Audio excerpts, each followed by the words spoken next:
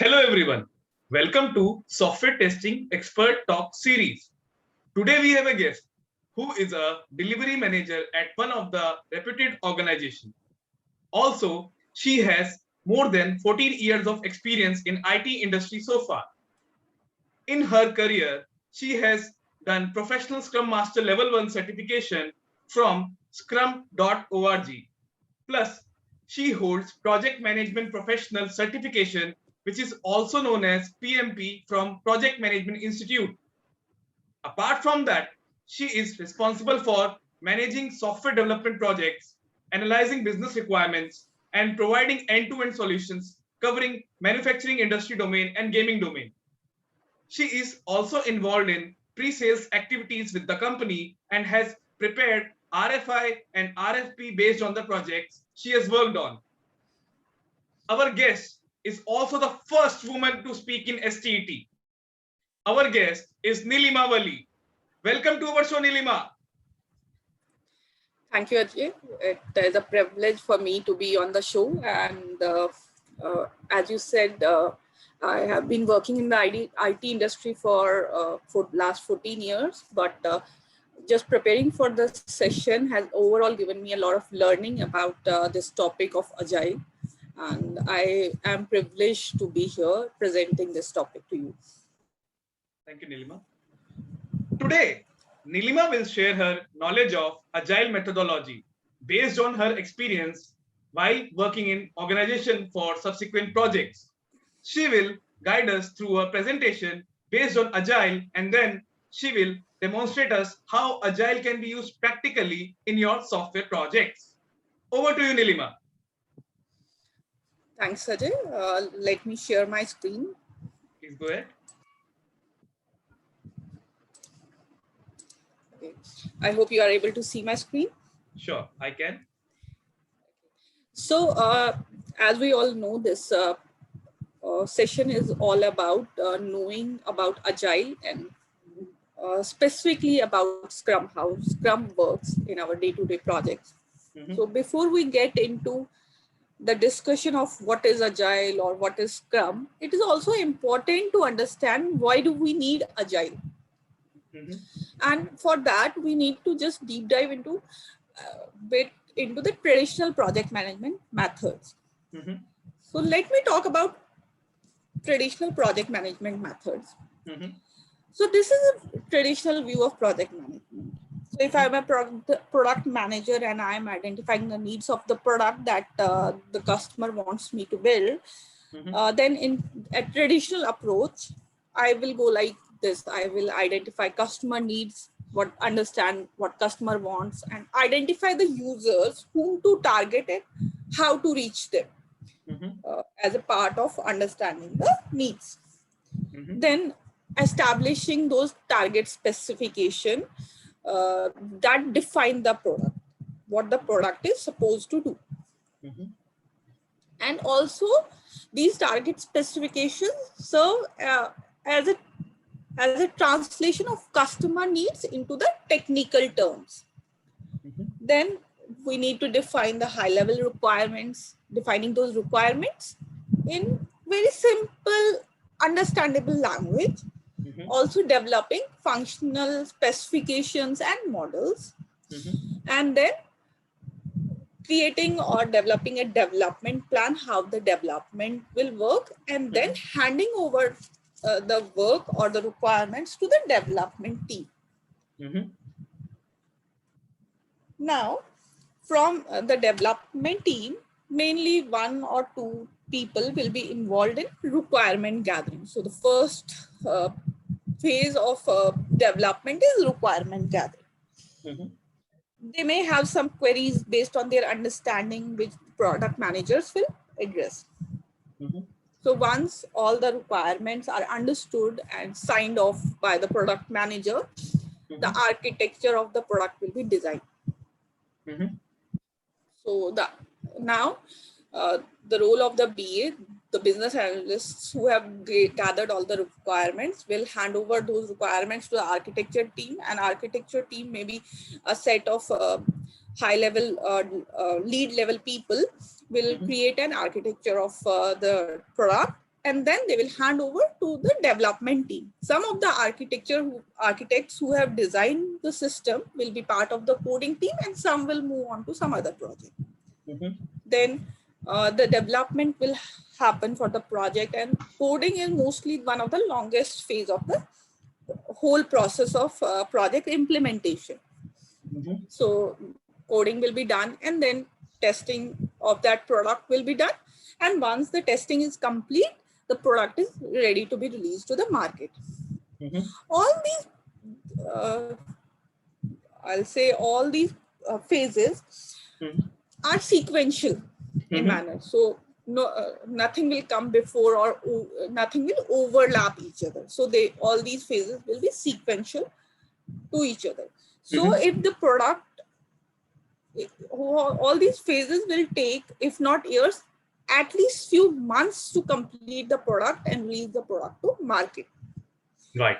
And the challenge that we face with this traditional project implementation is that per se, if a single phase of the project is delayed, for example, say we have decided or estimated that the coding will be complete in 40 weeks. And architecture will take 4 weeks. So overall, 4 weeks for architecture design and then 40 weeks of coding completion. But if say architecture took 5 weeks to complete, coding took 42 weeks to complete. Now it has reached testing team 3 weeks late, but the release date to the market is fixed. So testing will be compressed. So the last phases will be compressed, which will cause a challenge with the quality of the project. And we do not want to release anything into the market which is not of the high class quality. So these delays that happen in the stages are due to the individuals who are reluctant to provide sign off on the preceding stages. So we always need sign off from the people who are leading the preceding stage. For example, requirements gathering. Product manager is responsible to sign off. Then architecture design. There will be a lead architect who will be responsible for the sign offs. So the responsibility will be on those people, and they sometimes are reluctant to sign off those phases. So this causes a delay in all these phases and result in the low quality of the product. So this is one of the major challenges that we face with the traditional view of project implementation. So the traditional project management approaches the project management in a linear process and has a special emphasis on documentation and upfront planning. We are planning for all these phases and then prioritizing these phases in this manner. So this is what traditional project management is all about. Okay. So moving ahead, let me ask you, Ajay. If I say, what does customer really needs? What's the real requirement of customer? The end product which he want to use? Yes. The working software that can be released to the market at the earliest. Right. That's the real requirement of the customer. So, but traditional project management, if I go back a slide, so if you see, we in every phase, we are not giving him the end product. Right. The end till the testing is not done. So we are giving him, after requirement is gathered, we are giving him maybe an SRS document that has all the functional requirements. After the architecture is done, we are giving him a design document or a UML diagram or a high-level design diagram, a flow chart. After the coding is complete, we are also giving him a software which is not well tested, which is bug prone. Just after the testing is complete, we are giving him a complete software. So it is delaying the complete release of the software to the market. But here the requirement of the customer is a working software that can be released to the market at the earliest. So we are not catering to the real requirement of the customer. Okay. Also, there are some challenges that we face in software development in whole. In traditional, when we are doing traditional project management, or even in general software development. The first thing is that requirements emerge as we move along the development of the project. So as the product team or the team which is looking at the product as a whole, they may have new ideas, or they may see that the competition is working on something in a different way. So they just think of something new for to cater to that competition. So requirements emerge in that way while the development of the project is in progress. Right. Also, sometimes even the customer never knows what they really need. Right. Or what happens is that they tell the development team to build something based on some requirements they have in their mind, and what they were expecting, that is not what is built. So there is a mismatch in the expectations and the output that we are getting. Also, for some middle to large systems, it is very hard to design everything in advance. So we cannot design the architecture of every small thing in advance. We may miss out on things. And as soon as we make a mistake, and when it is found at a later stage of development, it becomes hard to fix those. People are prone to make mistakes. Right. But then it becomes hard to fix those mistakes. All these features and functions are not always used in a software. For example, let me give you a example of Word. Have you used Word 10 years back when the Word came into picture, or maybe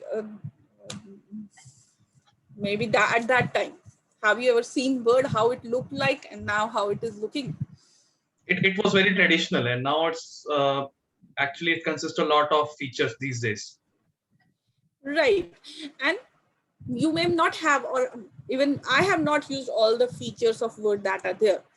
So there are not all the features are always used. So main features, if I talk about when the Word came into picture, creating a new document, opening an old document, saving the document, all those features are there. These were the basic features of Word. And now it has all embedding a PPT into a Word file, or an Excel file into a Word file. All these features are there. So Word, even these basic softwares that we are using on a day-to-day basis are emerging. So all the features, and not even those features and functions are used all the time. These are used once in a while.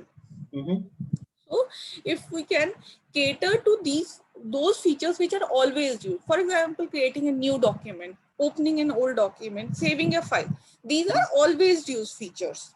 Right. So if we can just deploy a software into the market with these basic features which are always used, we are catering to most of the people who are using that software. Right. And then we are changing adding those features as we go on with enhancing those requirements into those features. So cost of change at the later stage of development is very high. As we said, that mistakes is hard to fix at the later stage of development. It also goes with the cost of change. So as we move along with on the development stage, if there is a small change to be made to the architecture, then it will cost a lot to the customer. So the cost of the change to the customer will be very high. Right. Right. So these are all the challenges that we face in software development as a whole. Okay. So from here, we can say that software development is all about change and how we are adapting to those changes. Right. And that's what Agile is all about. Agile is all about change. Okay. So let's move on and see what Agile is. So Agile software development refers to a group of software development methodologies based on iterative development, where requirements and solutions evolve through collaboration between self-organizing cross-functional teams. So the product is developed in iterations. Maybe 1% of the features we are taking care of in one iteration. And the focus is on those 1% of the features in that iteration. And the team works together in a collaborative manner and everyone is involved. As you can see in this diagram, we saw all those phases are in traditional project management, right? Requirement gathering, architecture, design, updation, coding completed, testing, release to market. These all phases were there in traditional project management. But in traditional project management, it happened in one go, everything at one time. But here it is happening in incremental order. So for the first iteration, they are doing for 1% of the features, all these phases. And for next iteration, they will be doing another 1% of the features in the next iteration. They will be all these phases will be there, but they will be repeated every iteration. So everyone is involved. So from requirement analysis phase to the final integration. So the team, is cross-functional because everyone is there, and business analysts is there. There are architects, developers, testers, designer based on the needs of the project. Right. Okay. And Agile also promotes a regular inspection and adaptation, which means regular review of the software. Whatever the work is done by the team, so that is reviewed by the stakeholders or the customer. This helps the development to be aligned with the customer needs and the company goals. So whatever they want to implement, so Agile is aligned towards that. Okay. So Agile development enables teams to deliver value faster with greater quality and predictability and greater aptitude to respond to change. Okay. Scrum and Kanban are two widely used Agile methodologies, and we are going to discuss about Scrum in detail in this session. Okay. As we move along. But before we go into discussing about Scrum, let's have a look at the Agile Manifesto. In 2001, a group of software developers, they were on a vacation when they came up with this manifesto that is being considered as the heart of Agile methods. And Scrum is just a way to realize this manifesto. The Agile Manifesto goes like this. In Agile, we are uncovering better ways of developing software by doing it and helping others do it. Through this work, we have come to value individuals and interaction over processes and tools. So emphasis is on relationship of software developers, then institutionalizing processes and tools. So more focus is on relationship than on processes and tools. Okay. Working software versus over comprehensive documentation. So continuously providing tested software to the customer. Okay. Customer collaboration over contract negotiations. So relationships are given high preference than strict contracts. So even the negotiation in the contracts focus on maintaining that relationship. Responding to change over following a plan. That the team is authorized to adjust customer needs during iterations when they move from one iteration to another iteration. They do not follow a set plan that they will do this, they will do that in this manner. They can change the priorities based on the customer needs. Okay. So while there is a value on these items on the right, processes and tools, comprehensive documentation, contract negotiation, following a plan, we value the items on the left more. So these items on the left are valued more in Agile, as these bring value to the software development. Right. Got it. So as we move on, there are 12 principles of Agile. There is no priority assigned to any of these. All are equally important.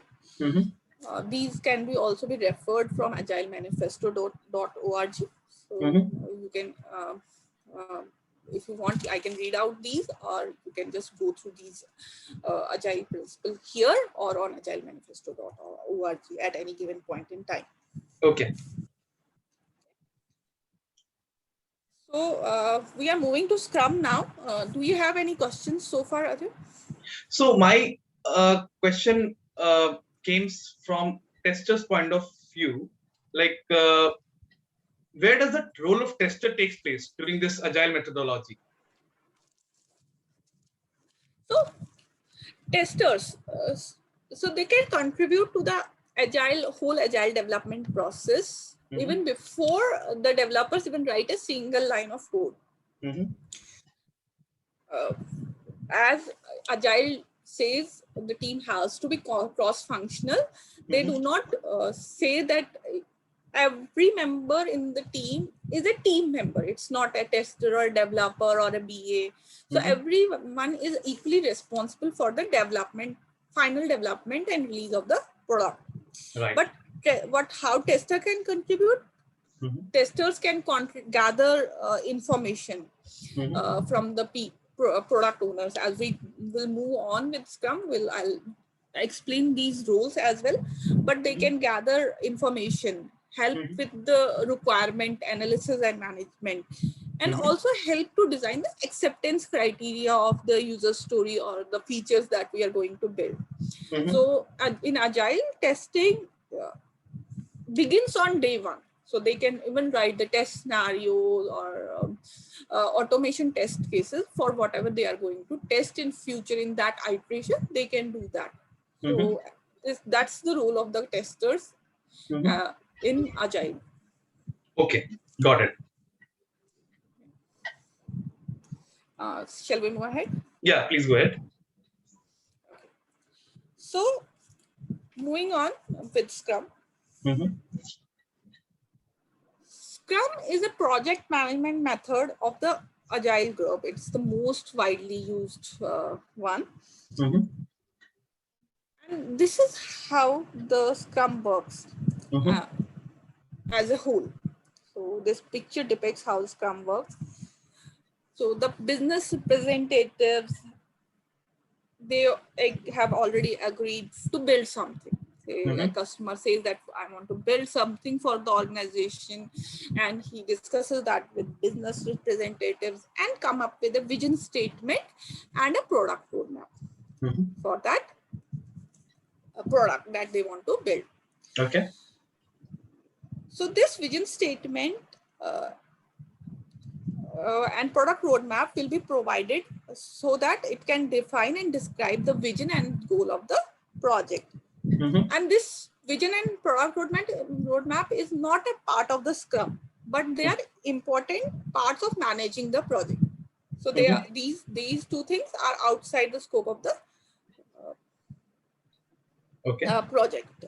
Okay. Of the Scrum.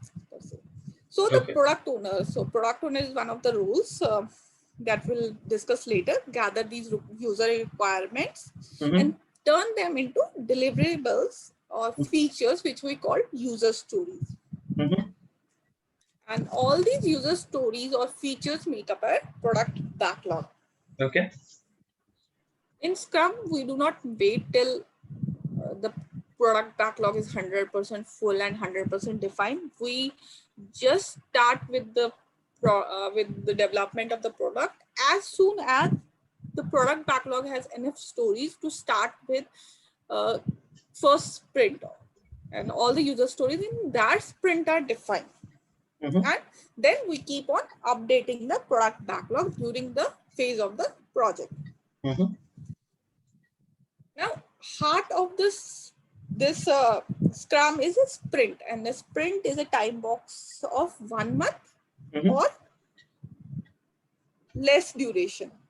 And during this sprint, potentially releasable increment of the final product is created. Sprints have a consistent duration. They cannot, the duration of the sprint cannot be changed. We cannot say that in one sprint we have 1 week and then no, we are not able to deliver anything in 1 week. Let's change the duration of the sprint. It doesn't happen like this. So we have to come up with a consistent duration of the sprint. And one sprint starts immediately after the other sprint ends. So if we are completing a sprint on say Friday, then the next sprint starts immediately on Monday. Okay. At the very beginning of the sprint, there is a sprint planning meeting where the team and PO and other stakeholders gather, and they agree on the plan how the sprint will be executed. Okay. The product owner has already prioritized the requirements, and therefore he is the one who decides what should go into that sprint. So whatever goes into the sprint goes into a backlog for that sprint, which is called sprint backlog. Okay. So a development team then breaks those user stories or those features into tasks. So then the team will take up as many user stories or tasks as they can deliver in that sprint. They will take up only the amount of work that is equal to the duration of the sprint. So if the sprint is 2 weeks long, so they will estimate the stories and pick up the first 4 or first 5, which will fit into that duration only. Okay. And once they come up with all the user stories, they also come up with a goal that what should be the goal of that sprint. And during the course of the sprint, no changes are made which can endanger that goal. Also, the quality, there is the defined quality, set quality that the sprint should deliver. So quality goals do not decrease at any cost. Yes, the scope of these user stories, whatever we are picking up in that sprint, that can be renegotiated or discussed with the PO, so that more things are clear as we move along the sprint. Team then holds a daily scrum for 15 minutes each, so that they can collaborate with each other and tell them what we are doing and how much we are done and how soon we can deliver this project. So they'd also look at the burn down chart so that they can measure their own progress during the course of the sprint.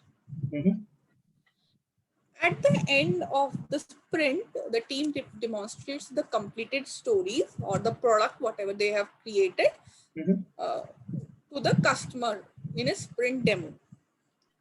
Okay. So this increment of the final product is demonstrated. And after the review, there is a sprint retrospective meeting where the team reviews the sprint and looks for the ways and on how we can improve as we move along this project. Okay. Okay. In between this sprint, there is a product backlog refinement meeting. And this is held with the PO and the development team, so that they can discuss on the stories which will be taken up in the upcoming sprints, so that the product owner can work on those stories and refine those stories before the start of the next sprint. During this whole process, the Scrum Master makes sure that the Scrum processes, all these Scrum processes, are followed to the entirety, and he or she offers the coaching to everyone who is involved in this whole process of Scrum. So that's how Scrum looks like. Do you have any questions over here? No, at the moment. That's very clear to me. So moving ahead. Yeah. So we have heard a lot about that Scrum is time boxed. So what does this mean? It means that each and every event in Scrum has a maximum time period allocated. That event should not take more than that time. Time box is directly proportional, or the amount of time box for each event is directly proportional to the size of the sprint. So if the sprint is say 30 days long, sprint planning meeting will be 8 hours, sprint review will be 4 hours, sprint retrospective will be 3 hours, daily scrum will be 15 minutes each. And if the size of the sprint is reduced, so say a sprint is reduced to half the time. So if it is reduced to 2 weeks, then sprint planning is reduced to 4 hours, sprint review to 2 hours, sprint retrospective to 1.5 hours. But the daily scrum will still be time box to 15 minutes each, because that's the minimum time that we can allocate to that meeting. So in every event can take as much of this time, but also less than this, not more than this. Okay. So moving ahead, these are some of the Scrum rules. The fundamental unit of Scrum is a small team of people, which is called a Scrum team. The Scrum team consists of one Scrum Master, one product owner, and a development team. Within this Scrum team, there are no sub-teams or hierarchies. As I said before as well, there are no leads or if it's a development team, every team member is equal. There are no, it's not a tester, it's not a developer or a BA, it's just a development team. So understanding the development team. So development team consists of professionals or experts who do the work of delivering a potentially releasable increment of done product at the end of each sprint. So these professionals are empowered or structured in a way that they can organize and manage their own work. So they are self-organizing and self-managing. So what does self-organizing mean? That no one tells, even not the product owner or the Scrum Master, no one tells the development team how to turn a product backlog item into a potentially releasable functionality. It's their responsibility to understand that item and then deliver that item. Whatever way they want to do it, they will do it. Development teams are cross-functional with all the skills. A team is necessary, that the team feels necessary to create a potentially releasable software. So anyone who can do the analysis, design, coding, testing, or anyone else required will be a part of the team. As I already said, Scrum recognizes no sub-teams. So regardless of the domain that needs to be addressed, everyone is a part of the development team. Optimal development team size has to be small enough, because if it's big enough, it will not be self-organized and self-managed. There will be more conflict. So Scrum says the development team should be small enough, between 3 to 9 members team. So as we say, it's a group of experts who are self-organized, self-managed, who have specialized skills and areas of focus, but the accountability belongs to the development team as a whole to deliver the product to the customer. Okay. So this is the development team. Mm-hmm. Moving on to Mm-hmm. product owner. Mm-hmm. Product owner is one person, not a committee. So it's always said that we should have only one person as product owner. He may represent the desires of a committee, but everything has to be addressed by that product owner only. So Mm-hmm. he's the one responsible for maximizing that the value of the product resulting from the work that the development team is doing. Mm-hmm. He or she is the sole person responsible for managing the product backlog. Mm-hmm. And product backlog management includes clearly expressing the product backlog item, Mm-hmm. clearly basically defining the product backlog item, and then prioritizing those product backlog items so that we can best achieve the goals and mission, vision, whatever is set by the end users. So Mm-hmm. to achieve that, prioritizing the product backlog item, Mm-hmm. optimizing the value of work that the development team performs so that the best comes out of the development team. Then also ensuring that whatever is written in the product backlog is visible and transparent and clear to all. And he's also the person who tells the team what will come up next in the course of the project. Mm-hmm. And he or she also sits with the development team to make them understand the product backlog item to the basic level that is needed. Mm-hmm. And he or she is always available to answer any queries during the course of the sprint. It's not that product owner is only available on the sprint planning meeting. No, Mm-hmm. during the course of the sprint as well, product backlog is available to answer any queries on the user stories that the development team has picked for the sprint. Mm-hmm. Also, it's the responsibility of the product owner to call for an official release of the product, because we may not release the product on it after each sprint.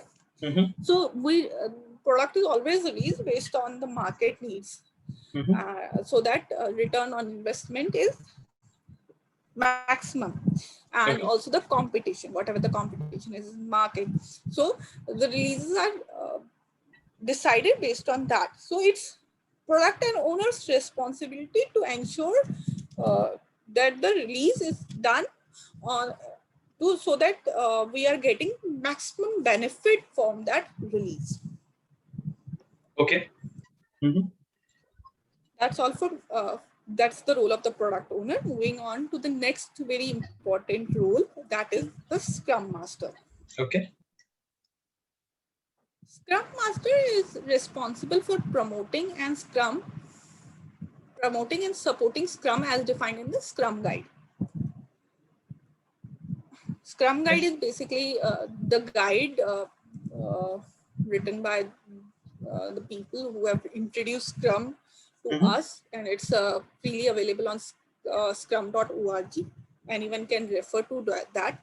So whatever the rules of the Scrum is, the basic of the Scrum is defined in that guide, and Scrum Master is someone who is responsible for promoting those rules.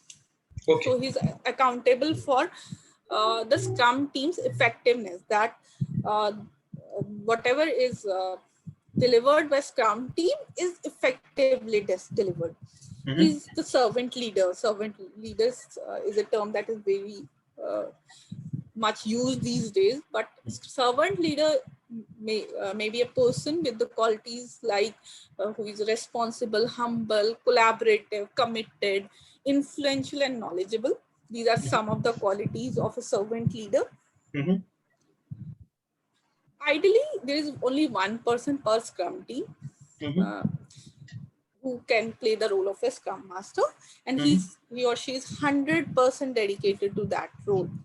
But in some cases, it is quite possible that Scrum Master is also playing the role of a development team member. But when it comes to playing the role, Scrum Master is has to always take priority of playing the role of a Scrum Master. Okay. And Scrum Master serves the Scrum team, means the development team, the product owner, and the organization which is implementing that project in every possible way. Okay. So, for example, coaching the team members in self-management and cross-functionality, that how can they do well while doing self-management. And then ensuring that the Scrum events take place as they are defined in Scrum Guide and are positive and productive and kept within those time boxes as defined in the Scrum Guide. Also help the product owner in finding the techniques for effective product goal definition and product backlog management. Causing the removal of impediments to the Scrum team's progress. If there is any impediment or any blockers, then ensuring that these are removed from the Scrum team's progress.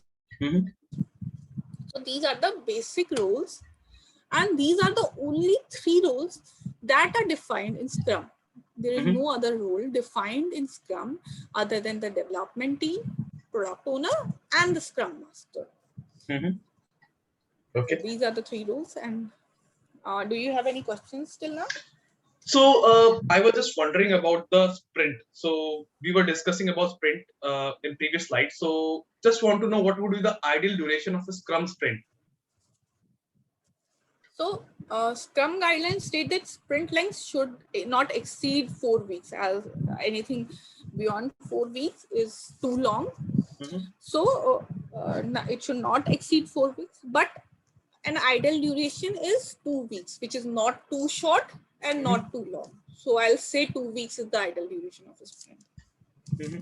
So coming to next question, what are some of the responsibility that a Scrum team have to undertake during the sprint? So if I understood your question well, it's that you are talking about the responsibility of the development team. Right. So the one which is working on actually creating the software. So the development team plays many roles because they are the one who are actually working on the project, doing the day-to-day work. So from creating a plan for that sprint and implementing this in the form of a sprint backlog, then also ensuring that the quality of the project is managed properly. There are no leaks or I'll say bug introduced in the project, and also adapting their plan each day, so that every day they'll, as I said, they look at the burn down chart that whether they are on track or not. So if they are not on track, then changing the plan on the go so that they can achieve that sprint goal or sprint backlog. And then holding each other responsible or accountable as professionals. They can ask what the other person was doing. It's everyone's responsibility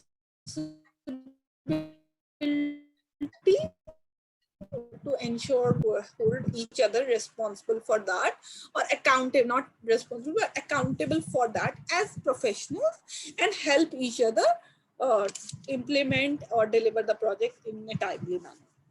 Okay. So these are some of the responsibilities of the Scrum team. Got it. Got it. Okay. You can move to next slide. I think I'm done with my question at the moment.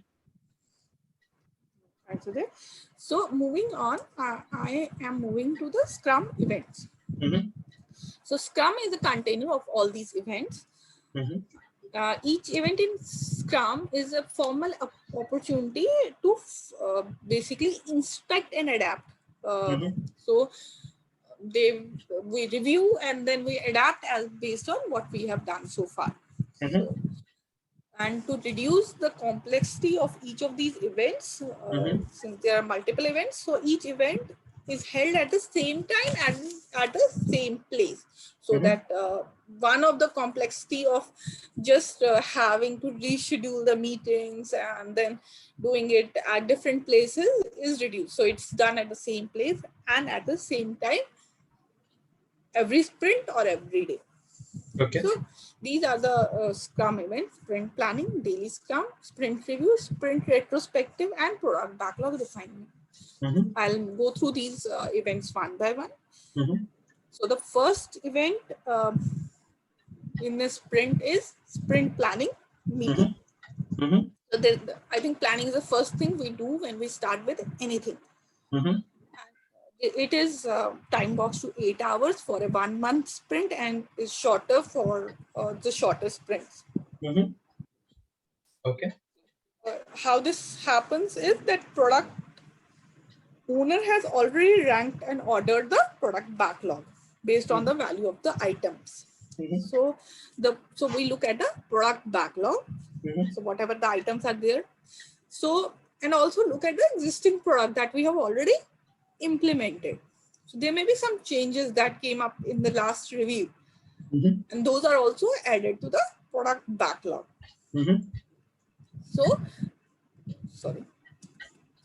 So product backlog contains the user stories that are defined for that sprint, and also some of the changes that has come up in the previous sprint review.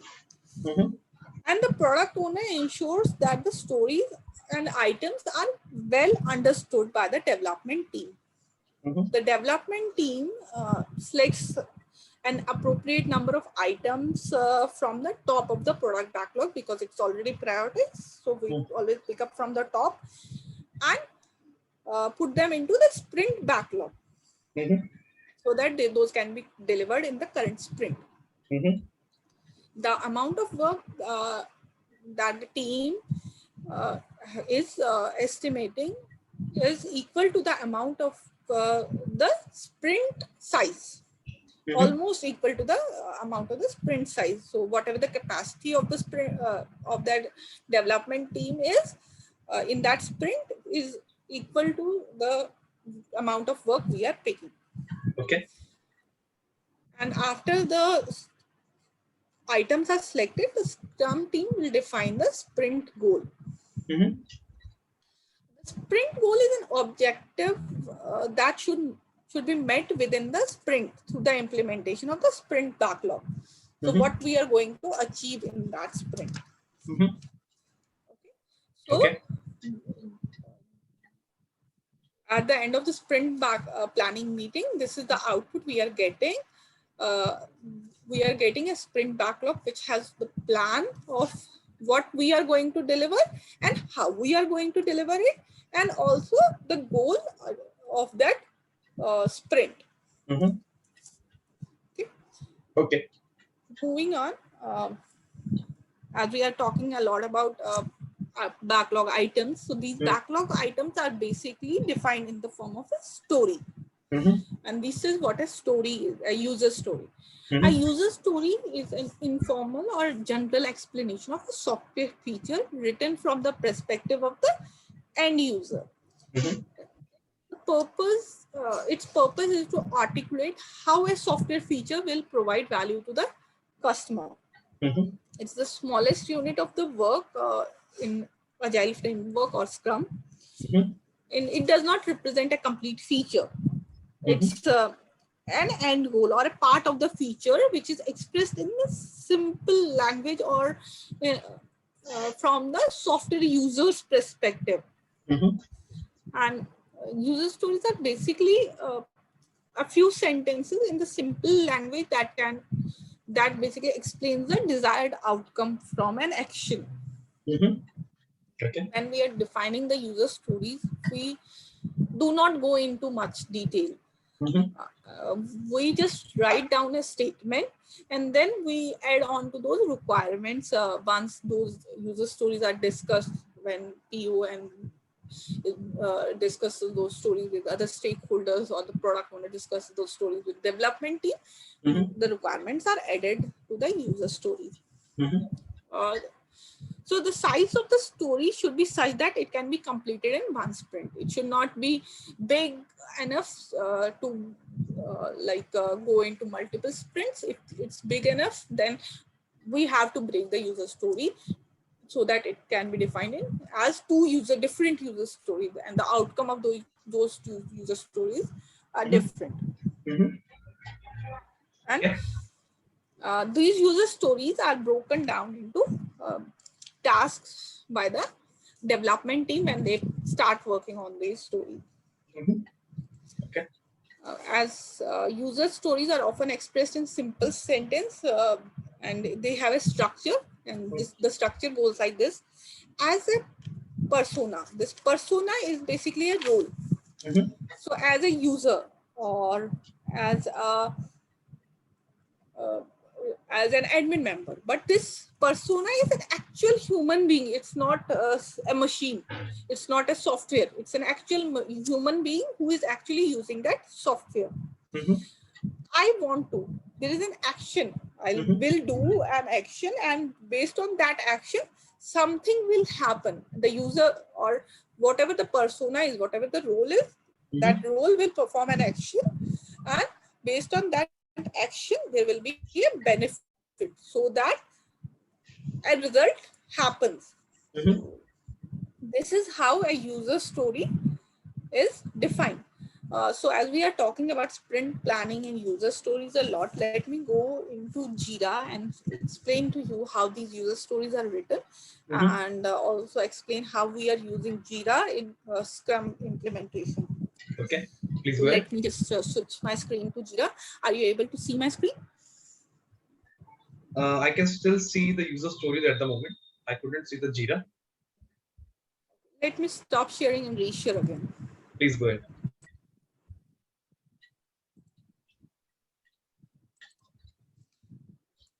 Now I can see.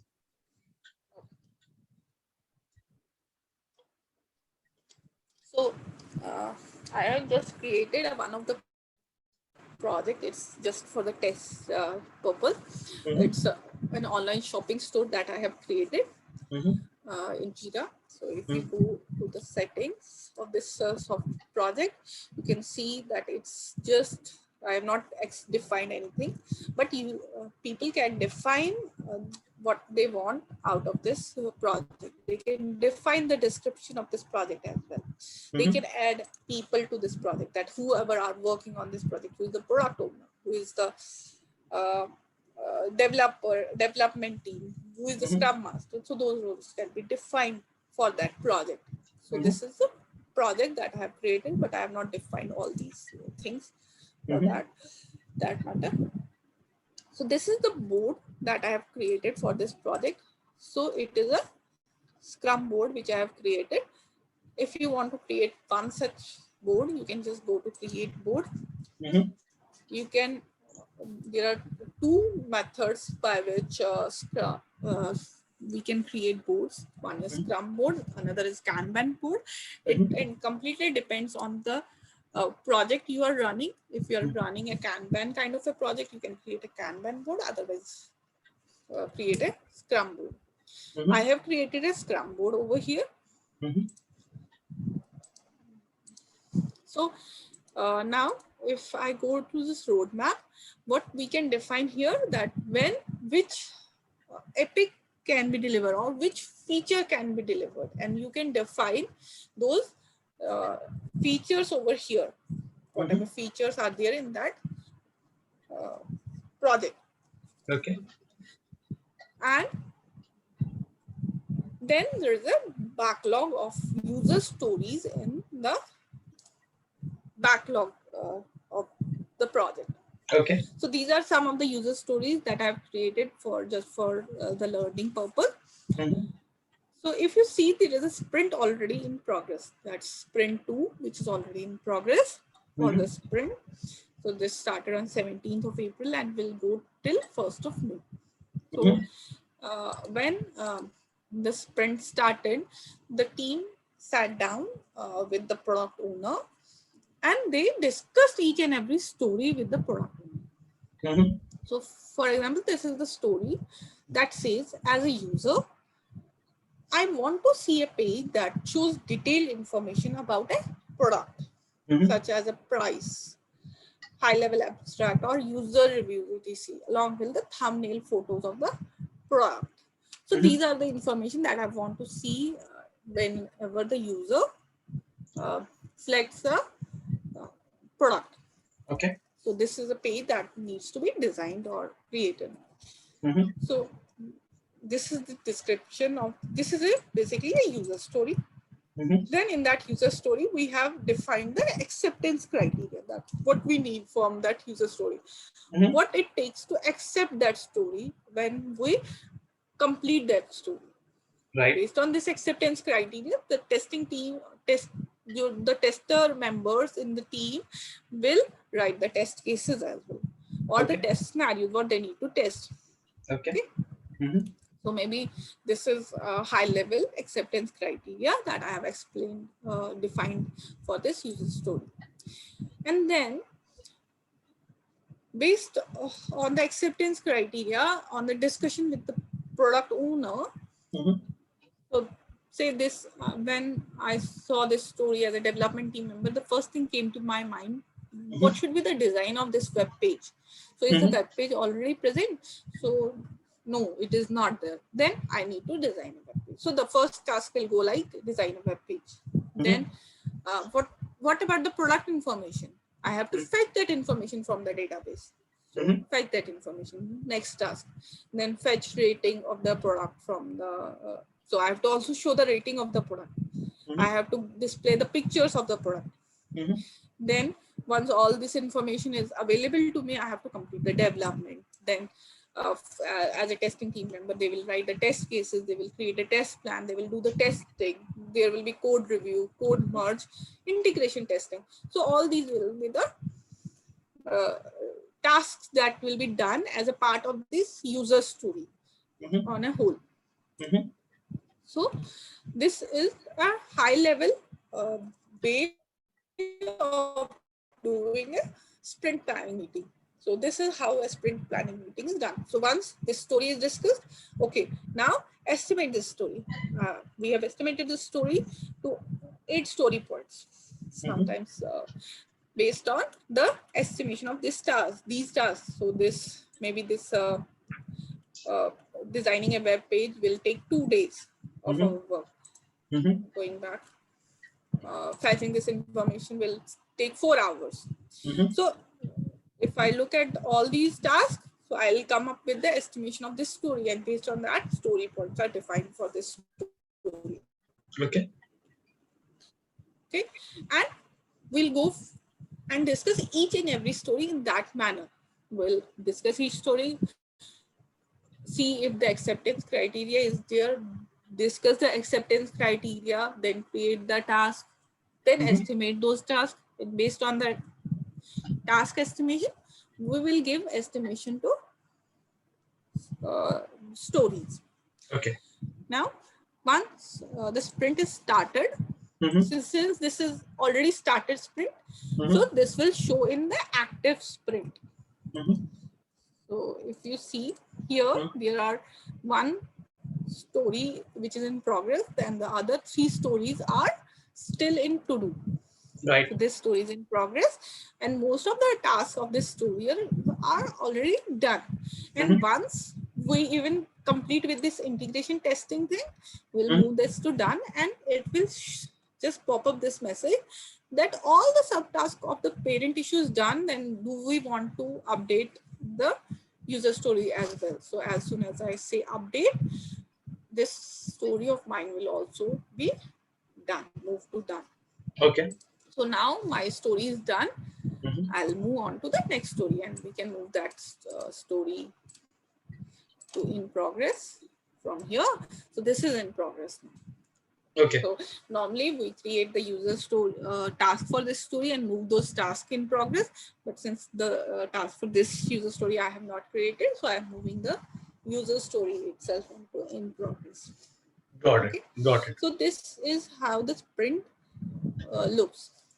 So say now at this sprint also have already have 5 days remaining in the sprint, but say it is the last day of the sprint. So, and once we have reviewed all the tasks and we have showcased all these stories, and we see that all the stories are done. See, all the stories are done, and then they are reviewed as well, and everything is complete for this sprint, and it's the last day. I'll say complete sprint. So all the stories are done. If there are any incomplete issues in the sprint, then those will be moved back to the backlog. Sometimes it happens that we are not able to complete everything in the sprint. So if there are anything left, with that will be moved to the backlog. So as soon as I say complete, there will be nothing over here, and will be taken to the sprint report, which is basically a report that shows how we did in that sprint. So it will show us a burn down chart, since we are not actually doing the project here. So burn down chart is all linear line. It will show where what was the story that we had picked, what is the status, what was the original time estimate, how much did we take to complete that. All these things will be shown up here in the sprint report. So it is a visual, like a visual to just see how we did in that sprint. Okay. Moving back to the backlog. Now we are done with our sprint, right? And we start our sprint as soon as we complete our previous sprint. So we have started with next sprint. So now this is the next sprint that we are created. We were on sprint 2, and now sprint 3 is created.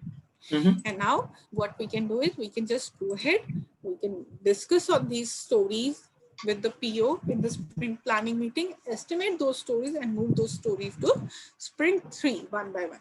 And we all, as we said, we always pick from the top.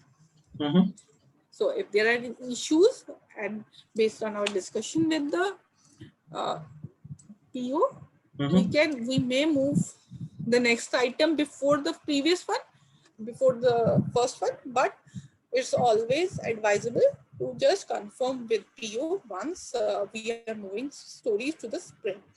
Right. Okay. So once we are done with estimating these user stories, discussion of acceptance criteria is done, tasking is done, we start the sprint. Okay. So as we are running 2-week sprint, we'll just say 2 weeks, we'll say the sprint and the number of issues that are included. We'll say start. So the sprint will start as soon as we click on. And now this sprint 3 will be there in the active sprints thing. So earlier there was sprint 2 in active sprints. Now the active sprint is sprint 3, and we can move along with the sprint as we go on. Got it. Got it. Okay. So any questions? Yeah, Neelima, I have a question. Like, just want to understand about the difference between epic, user stories, and tasks. If you can just let us know how it can be seen as in Jira. Okay, so epics, as I said, they are large features, large projects that can contain many people, and they can run over a long time, multiple sprints. They can take months to complete. So they are big features. And then those epics are broken down into user stories. And these user stories are small part of that epic which can be completed in one sprint, within one sprint. And for the epic to be complete, to be closed, those all the user stories which are part of that epic has to be closed. So once all the user stories are complete, the epic is considered complete. And then comes the task. Task is something that we work on a day-to-day basis. For example, as we saw, coding, testing, creating test cases. So these are the tasks we are doing on a day-to-day basis, and these are required to complete that story. So once the task is complete, all the tasks in that story is complete, the story is complete.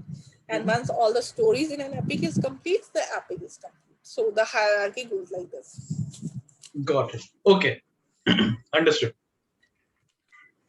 Yeah. So you can move forward. Okay. So let me move back to the presentation now.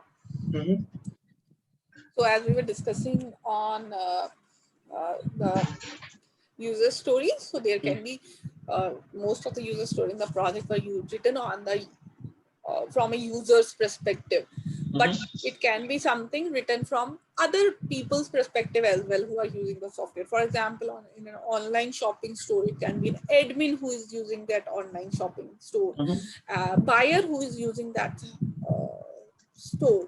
So then the user stories will be written as a as a seller.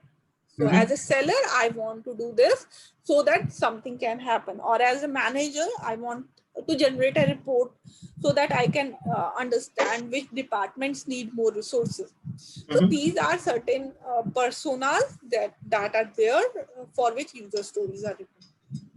Okay. Got it. Okay, so I think user stories are clear and we can move ahead with the next event.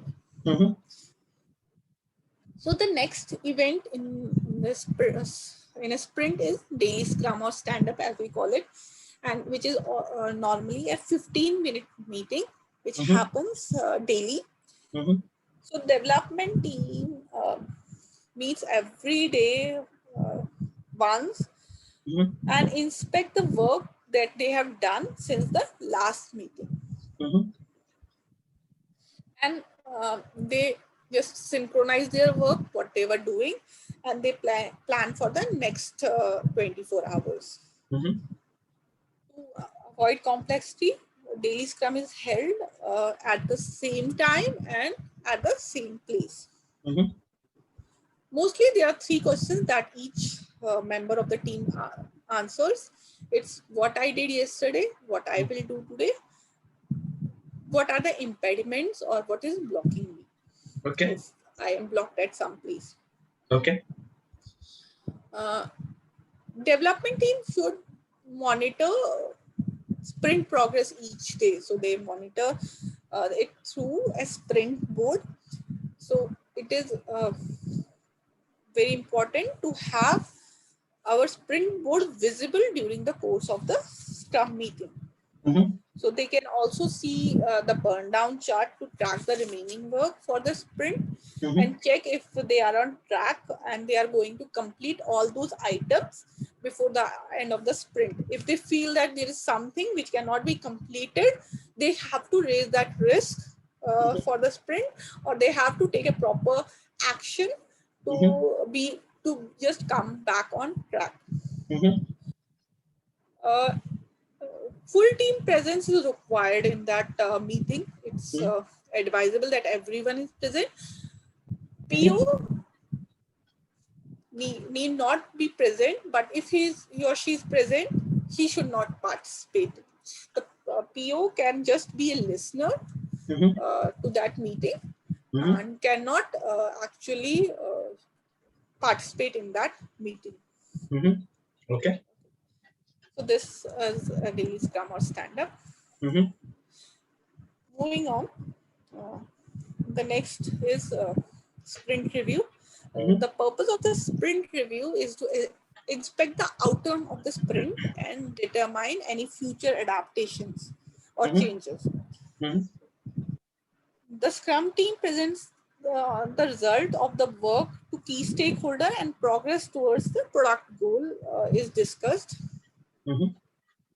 Presentation need not be prepared for that. Only the potentially shippable increment is showcased. So they showcase the actually working software to all the stakeholders. The duration of this meeting is 4 hours for a 1 month sprint, and it can be shorter for shorter sprints. And this meeting is intended to collect feedback and raise those change requests at the earliest possible time. So Okay. in Scrum, we welcome changes and encourage those to be demanded, because it increases the satisfaction of the customer and will create a final product that is better and also matches the needs of the customer. Okay. So whatever the changes are, they are requested, the feedback is collected, and based on that, changes are made to the software. Okay. Moving on.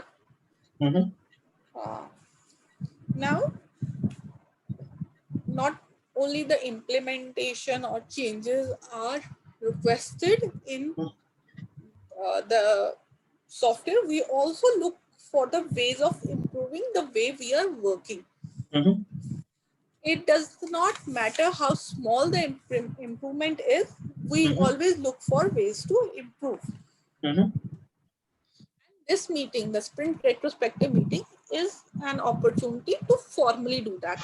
Though during the course of the sprint, we are looking at our work on a day-to-day basis, on a daily basis, and we see where that improvement is coming from. But this meeting gives us a formal opportunity to look for those improvements.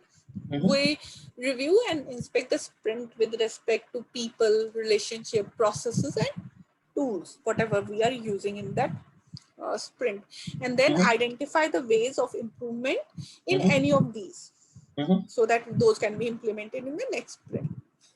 There are two important questions that are asked in the sprint retrospective. So what went well in the sprint? Which means we are looking for ways to keep ourselves motivated or appreciating each other. So what is that went very good? And then what need to be improved. So what are the areas of improvement? What are the lessons learned? Everyone make mistakes, but we have to learn from those mistakes, and that's where the improvement areas are coming from. Okay. Then based on those points, there are certain action items which are taken up, and those action items are tracked to closure during the upcoming sprints, and it's Scrum Master's responsibility to track those action items and then ensure that those action items are closed and we are properly following those things. And if we are not, then we need to come up with an action plan to implement those action items. So let me just show you two ways through which we as a team were doing retrospective. So these are generic boards which can be used by anyone. So these are on Google Docs. So so what went, so the first one is a very simple one, what went well. So what can be appreciated in that sprint? What didn't go well? There are certain things which may not go well and which we cannot do anything about that. For example, someone is not well, is sick and went on an unplanned leave. So we cannot do anything about it. It so happened, and now the sprint was at risk, and we had some spillover due to that. But there is nothing we can do in that way, in any way. So there is something that didn't go well in that sprint. Then there will be certain things that needs to be improved. So we'll discuss those improvement areas, and based on those improvement areas, we will come up with action points in that sprint. So this is one way of doing a sprint retrospective. Then there is another way as well. So this is the other format that we are using. So we can have appreciations, that what we are appreciating in that sprint. That then what kept us excited during the course of the sprint. Were there any complaints or recommendations? Are there any things? This is actually what can be improved. Any new information that we have gathered during the course of the sprint? Anything that is puzzling us, and anything that we think should be taken up during the next sprints, upcoming sprint. So this is another way of doing the same retrospective, asking the same question in a different way.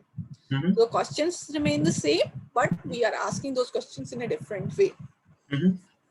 Right. So these are two of the ways for which that how we can do the sprint retrospective.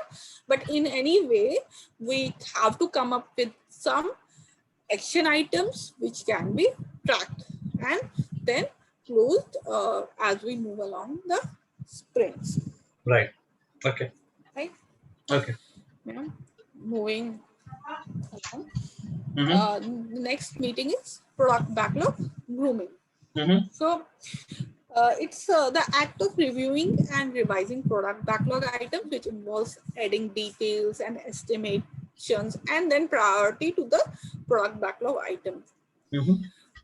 So it's product owner's responsibility to prioritizing the items and development team's responsibility to estimate those items. So this is not some very specific meeting. We may hold a meeting to do a product backlog grooming, or we may take it up as an ongoing activity as we move along the sprint. Every day, the development team and PO may do a product backlog meeting for half an hour, or they may spend some time in product backlog grooming. So this is an ongoing activity. And this activity should not consume more than 10% of the time of the development team. Okay. So that's how it is time box. It should not be more than 10% of the time. Okay. Okay. This is these are all the Scrum events that take place during the course of the sprint. Any questions till now? No, not at all at this point in time. Let's see other slides as well. Okay, sure. Moving ahead. Okay. So when we are talking about Scrum, the most important aspect of Scrum is that the information about the project is visible to everyone, is always in sight. So there are certain information radiators, which is a large representation of project information kept plainly in sight within development team's workspace.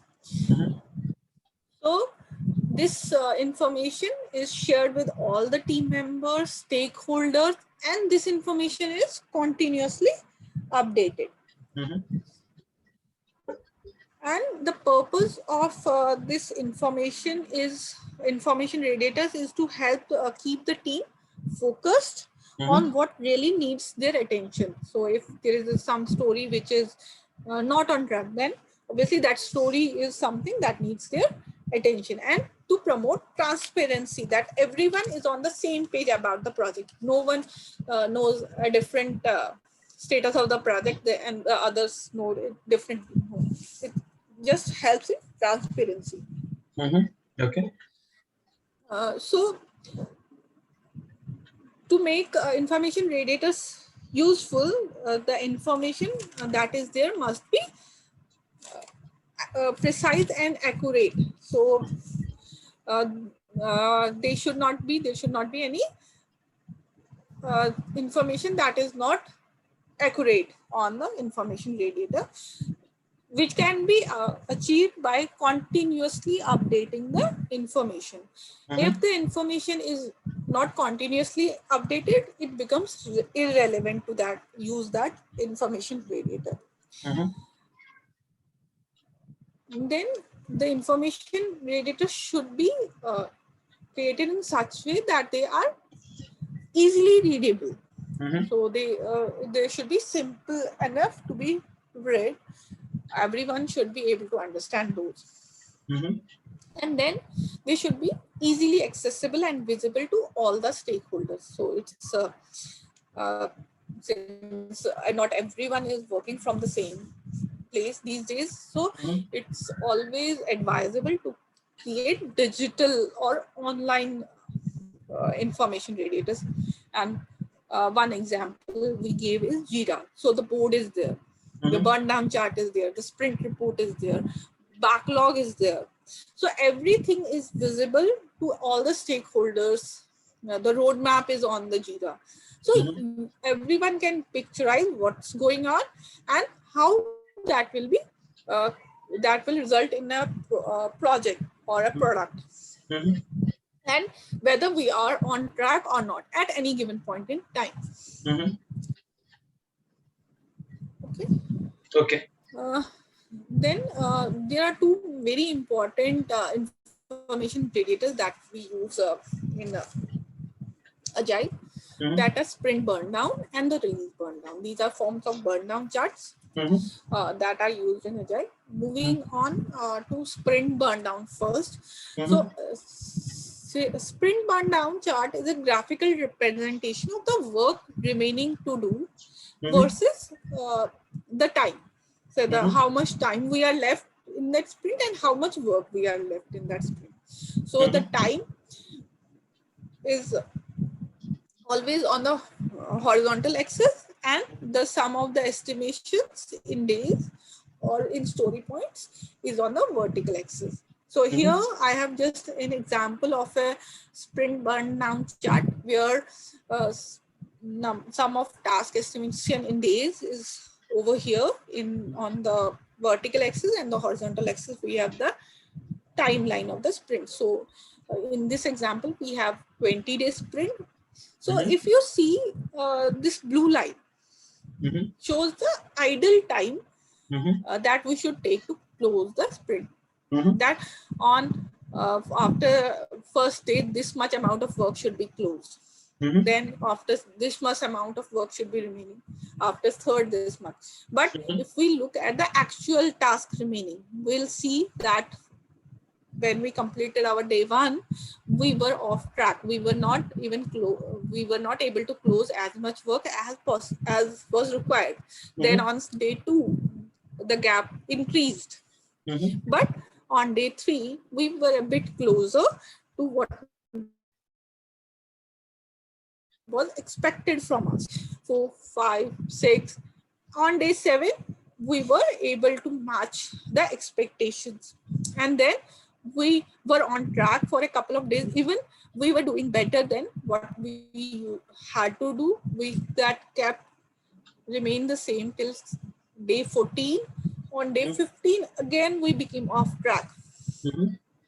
And on day 20, we were able to achieve or close all the tasks that were required to be done.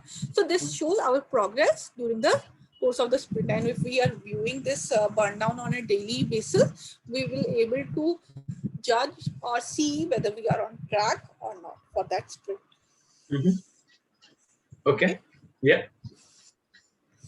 Then the other type of burn down chart that we use is release burn down chart. So sprint burn down chart mainly are used to track that sprint only. So after the sprint is closed, that burn down chart does not make any more sense to us. So if you see in this sprint, once the sprint on 20th day, everything is closed. And now this burn down chart will just show us the historical information that how we did in a particular sprint. It will not give us any further information about how we will be doing in upcoming sprints. No. It's just the historical information. Okay. But the release burn down chart, we can track the progress on the Scrum project. The Scrum Master updates the release burn down chart at the end of each sprint. On the horizontal axis, we have number of sprint that will be executed in that particular release, and on the vertical axis we'll be having the work remaining in that sprint. And we can use story points, days, team days, whatever units of the team prefers. For example, in the previous sprint burn down chart we saw days, number of days. So whatever unit of time the team prefers, that can be used to draw a release burn down chart as well. I'm also showing an example of release burn down chart. So on this, this is a burn down chart. Here, the team started a project that was planned for 7 sprints. And when they started with 400 story points. And they have to complete those 400 story points within 7 sprints. So if we see, calculate, they have to complete an average of 67 points per sprint. So here, if we see, they first and second sprint went very well. They were able to complete the required amount of work in those 2 sprints. But in the 3rd sprint, the estimated work remaining burned up. So there was some increase in the amount of work. How could this happen? This happened because there may be some work added to the project, or because the team changed some estimation for the remaining work. So at any given point in time, this can happen in a project. And then this project progressed well, and we were able to close the project or close 400 story point of work by the end of 7th sprint. So this is how a release burn down chart helps us to depict the progress of the release on a whole of the project. Okay. So this is also one of the important information radiator used in Scrum. Okay. So that's all as of now in Scrum. Do you have any questions over here? Yeah. So my question is, what are the challenges involved in developing agile software? Like, can you just tell us few of them? So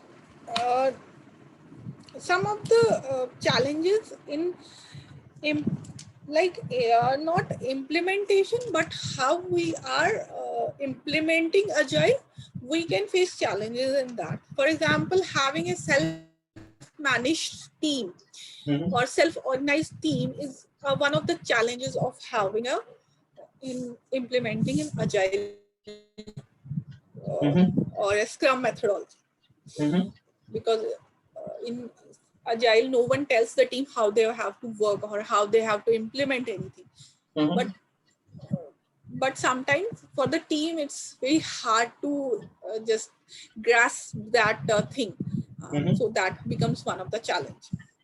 Then making the organization compatible with Agile, that they understand the Agile ways of working, that how the Agile actually works. So this is one of the other challenge that the organizations, the product owners or the Scrum Masters or the project managers are facing on a daily basis with the implementation of Agile in the organization. Okay. Then there are also some disadvantages of using Agile as well. As it's not that though working with Agile makes it more flexible to work on a project, and also makes the product get to the market faster. There is more flexibility and adaptability in Scrum, but then there are also some disadvantages that it becomes sometimes hard to predict when the final product will be released, or the final product is never released to the market first. Whatever is released to the market is always the beta version, that which will have something coming in a few months or a few weeks. Then obviously the emphasis is not on documentation so far, so documentation is left behind. Okay. And then it's sometimes it happens that we cannot, since we are developing in iterations, sometimes it also creates technical depth within the during the course of the implementation of the project. So there are some, as we say, there are always pros and cons of using some certain things. There are advantages and disadvantages of using Agile as well. Okay, got it. Coming to the next question, Neelima, when do you think when we should not use Agile? So when we are doing small or medium sized software development, so that say there are like 6 weeks of development required. So why use Agile when the project is so small? So it's better to go by traditional project method, or the requirements are clear for that project. We need to do this and there are no changes that will come in the project. So then we'll go with the project, do not use Agile project management. It's better to go by traditional project management. Okay. Okay. Fine, Neelima. Coming to next question, what is the term impediment which you have used earlier is actually meant in Agile? When do we call that there is an impediment? So impediment can be anything that is blocking the development team to get the deliverable by the end of the project. It can be some technical glitch or some technical issue that the team is not able to solve. Then it can be an issue with the laptop or the machine they are using. It can be an issue with the software they need for the development of their product. So all these things are impediments or blockers, or even the people issues that I don't in the development team, someone is not able to work with the other person. That is also a blocker. So all these things become a blocker for the development team to move ahead, and these are impediments. And it's the Scrum Master's responsibility to ensure that he is not the one who is removing those blockers. He is helping the team to remove those blockers. So by counseling or by working with the IT team to get the machine rectified, or getting the software, enabling the team to get that software for them to work on the product, or getting the help from the other technical team members to get that technical knowledge that is missing. So any kind of a blocker within the team is an impediment, and then it's Scrum Master's responsibility to make sure the team is able to work on that impediment and remove that impediment for them. Understood. Okay. Coming to next question, Neelima, could you just let us know about some project management tools which is used in Agile? Some of the project management tool, one that I have shown here was Jira. So Jira is very vastly used. Then there is another one, Rally, that is also used a lot. It's quite similar to Jira. Then we have Proof Hub, we have version 1, we have Agile, then there are Smartsheet. These are few of the project management tools through which Scrum can be implemented, but there are others as well. Okay. Okay. Neelima, I have heard about people talking about a zero sprint. So could you just explain me what is zero sprint and where does it take place? So see, as per Scrum guide, there is no sprint called zero sprint. Nothing, because if you see look at the definition of sprint, sprint means some is activity by the end of which we have something to be delivered, some software product to be delivered. But at the end of the zero sprint, we are not expecting anything to be delivered. Zero sprint in people refer to zero sprint as the pre-planning phase for a Scrum project. So as when we started talking about Scrum, I showed you that product owner works with the product people on the product backlog. So he works on creating that product backlog from the vision and the product roadmap. That is basically the pre-planning that is required for a Scrum to implement. So sometimes people call that pre-planning phase as a zero sprint, but there is nothing as such as zero sprint in Scrum. It's just when Scrum actually comes into picture when sprint 1 starts. Understood. Understood. All righty, Neelima. I think we have discussed a lot about Scrum today, and I hope that the knowledge shared by you would be helpful for our viewers, and they will gain a lot of information from it. And of course, they will use it in their current projects wherever they are using it. So, as you have spoken a lot about Scrum, still, like, do you have anything else like to come up with as we are coming close to the closure of the session? Thanks, Ajay. Thanks for giving me an opportunity actually to present this session. And Scrum is a lot of things are also including Scrum. For example, we have not talked about Scrum matrices, or we have not talked about estimation, how the estimations are done in Scrum. There are a lot of other things that are also a part of the Scrum. This session was actually very basic, and what are the basics of Scrum that we can work on, and how we can understand Scrum, and how we can implement Scrum. But there are other things that are also a part of Scrum. For example, definition of done is a very important aspect of implementing Scrum, which means that how we are considering that a user story is actually done. So these are some of the topics that are coming to my mind as of now, which are also a part of Scrum. But since in this limited time frame, I could just cater to the basics of Scrum. Maybe in next session, we can talk about all these things as well. And thank you. Thanks a lot for giving me an opportunity to present this session. All right, Neelima. So thank you again, and we wish you all the best for your upcoming projects, and in your project handling positions, whichever you are getting in upcoming future. So thank you, and thank you for being part of our STET journey, and we would be looking forward for more such sessions from you in upcoming days. Thank you, Neelima. Thank you, Ajay. Thanks a lot. Okay, thank you.